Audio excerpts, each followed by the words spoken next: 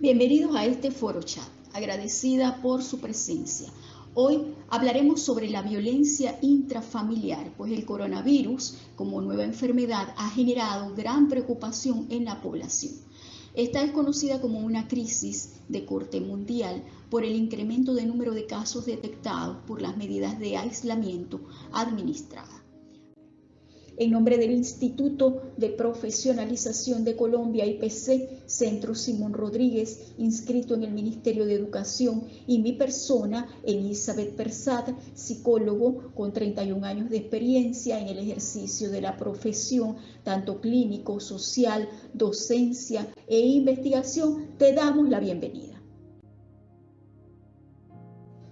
Cuando se pregunta a algunas mujeres por qué aguantar un maltrato durante años, la respuesta más común es esta: por mis hijos.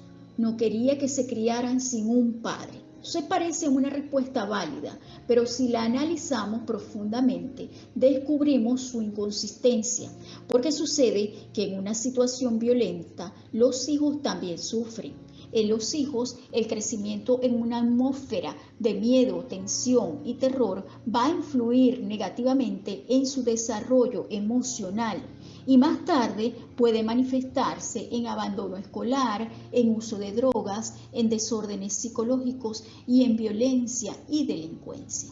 Entonces, cuando hay un maltrato continuado en la mujer, va a existir un proceso patológico. Pueden haber características de trastorno de personalidad dependiente, puede haber un síndrome de Estocolmo que se da frecuentemente en secuestros, pero también en situaciones límites con riesgo vital, donde va a dificultar la intervención externa. Entonces hay que destacar también el síndrome de indefensión aprendida, porque en situaciones de malos tratos, estos nunca vienen por motivo concreto. Al ver que no hay manera de evitar los malos tratos, ellas se van a quedar paralizadas, inmovilizadas, por eso que desde afuera van a dar la impresión de que la mujer no quiere remediar el problema. Pero no es eso, sino que no perciben la humillación, por tanto no hay esfuerzos de intentar arrancar el amor, intereses o cuidados auténticos a quien no puede o no puede darlos o no puede sentirlos en este caso.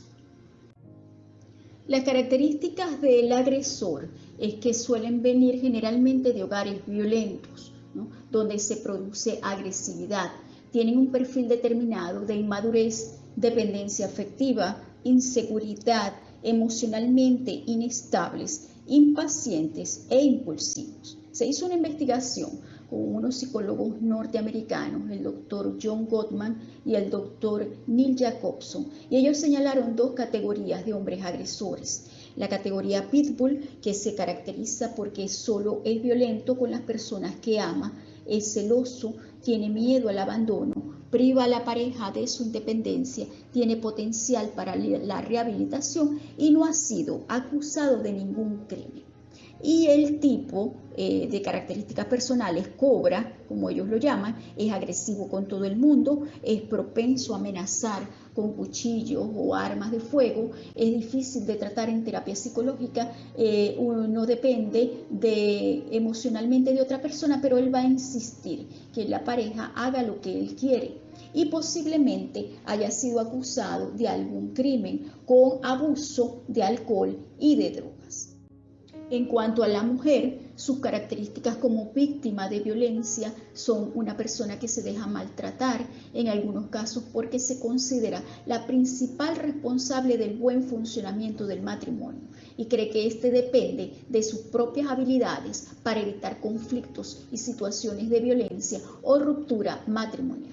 La principal razón que demora o impide el abandono de la víctima es el temor a las represalias, seguida de la dependencia económica y el miedo a perder sus hijos. Entonces creen todos los mitos acerca de la violencia doméstica, poseen baja autoestima, se sienten culpables por haber sido agredidas, se sienten fracasadas como mujeres, esposa y madre, sienten temor y pánico, sienten una falta de control sobre su vida, tienen sentimientos encontrados, odia ser agredida, pero cree que le han pegado por su culpa y que se lo merecía. Entonces se sienten incapaces de resolver una situación y piensan que nadie les puede ayudar a resolver su problema. Tenemos también la violencia hacia las personas de la tercera edad y discapacidad. En este caso, son los abuelos, quienes muchas veces son víctimas de los malos tratos físicos o verbales por parte de sus hijos y nietos, bien sea porque no los respetan o los consideran un estorbo en el hogar, a veces de forma invisible o a veces se nota de manera que los infantilizan. Probablemente va a recaer en lo económico, porque una persona adulto mayor ya no produce como antes. Entonces pasa a requerir no solo cuidados, sino que hay más gastos en el presupuesto familiar. Y esto puede percibirlo el grupo familiar como una amenaza, ¿no? Entonces, este grupo es vulnerable porque tienen problemas de tipo circulatorio, respiratorio, gástrico, enfermedades propias de su etapa y requieren medicina, higiene y una alimentación diferente. Aun cuando ellos pueden colaborar con su pensión mensual, esto no va a ser suficiente para la economía del grupo familiar. Entonces ellos se van a tornar callados, sumisos y van a aceptar el tipo de violencia por temor al abandono. Olvidando el grupo familiar, que este grupo etario una vez consolidó un hogar, fue proveedor y tiene una historia de vida donde pasó situaciones difíciles que superó, siendo ahora una fuente de sabiduría para el grupo familiar. Muchos de los casos de este tipo de violencia nunca llegan a conocerse debido a que el anciano o en este caso el otro miembro del grupo familiar que es discapacitado no se van a encontrar en condiciones de realizar una denuncia. Y de nuevo vienen entonces áreas afectadas, por ejemplo, a nivel físico pueden aparecer lesiones de todo tipo, quizás guiadas hacia la desnutrición, hacia la deshidratación. Se pueden ver fracturas debido a caídas o golpes y puede haber un abandono y falta de cuidado. A nivel psicológico podemos ver que estas personas pueden sufrir de depresión, de ansiedad, de sentimientos de soledad, incapacidad, sentimientos de indefensión y desesperanza, hay ideación suicida y pueden haber problemas de tipo somático. Y a nivel social va a haber aislamiento del entorno. En algunos casos, con la única persona que se pueden relacionar es con el propio agresor. Dentro de este círculo de violencia también va a aparecer la violencia filioparental, la violencia hacia adultos mayores y la violencia hacia miembros del grupo familiar que estén discapacitados. Entonces, en la violencia filioparental, los menores de edad deben ser educados en valores familiares y sociales que a futuro los caracterice por ser personas de buenos sentimientos, respetuosas, responsables, con bienestar psicológico.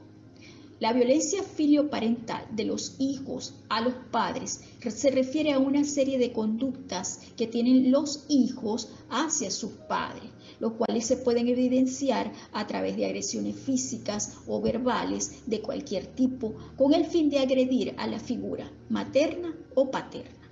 Esto sucede por aprendizaje social.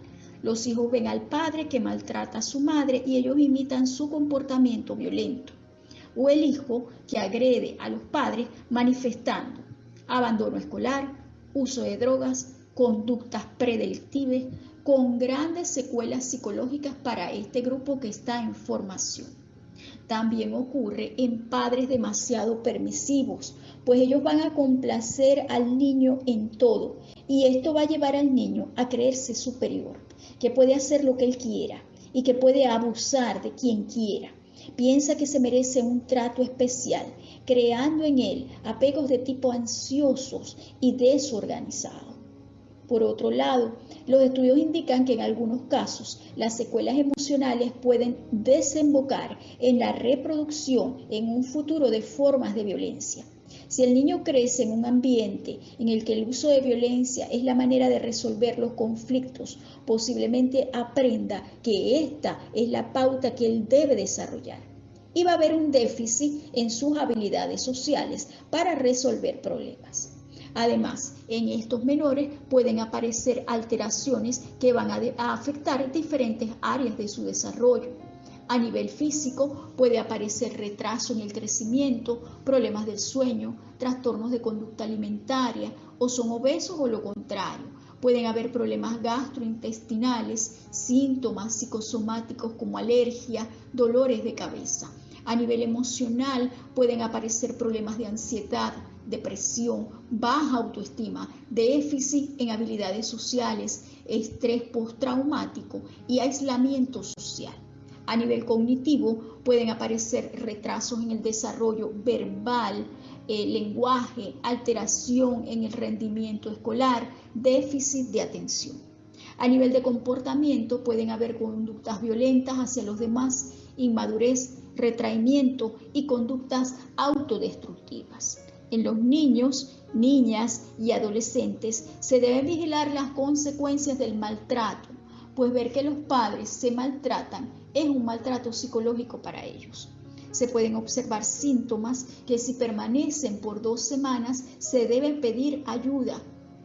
Estos son irritabilidad al punto de violencia, si está triste la mayor parte del tiempo, si él está expresando deseos de morir o de desaparecer, si se ven lesiones en brazos, en muslos o en su zona central cercana al ombligo, se debe tomar también en cuenta la edad. Si este niño cuenta con recursos psicológicos, va a ser mayor abordable, pero si no, debe abordarse desde el punto de vista de su salud física y mental.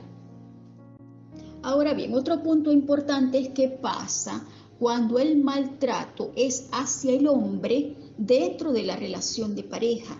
¿Okay? Entonces, aunque la gran mayoría de los casos de violencia son ejercidos del hombre hacia la mujer, también existen casos donde el maltrato lo sufren los hombres, especialmente de tipo psicológico, sobre todo si dejó de ser productivo y el resto de los miembros de la familia trabajan. Entonces, las consecuencias derivadas del maltrato las vamos a encontrar en 3 niveles. A nivel físico, se pueden ver heridas, golpes, quemaduras, lesiones, ¿no? Y mayor vulnerabilidad a padecer una enfermedad por descuido personal.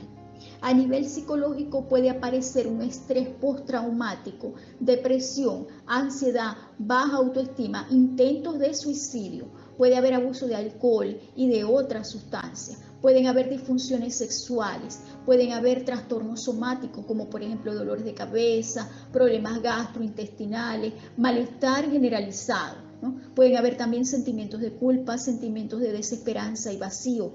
Y a nivel social puede haber una actitud de desconfianza y hostilidad hacia el mundo. Por tanto, entonces esta persona se va a aislar porque van a tener un sentimiento de peligro y de amenaza constante por parte de todo lo que les rodea.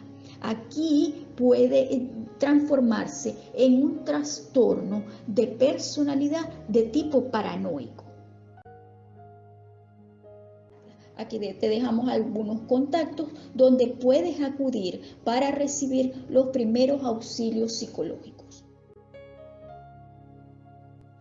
También puedes hacer uso del 911, que es un sistema de respuesta inmediata unificado que va a articular con los organismos de seguridad, de salud, de riesgo para responder de manera oportuna y eficiente a la población. Recuerda que no estás solo, entonces quédate en casa y ponlas en manos de Dios. Muchas gracias a todos por su atención.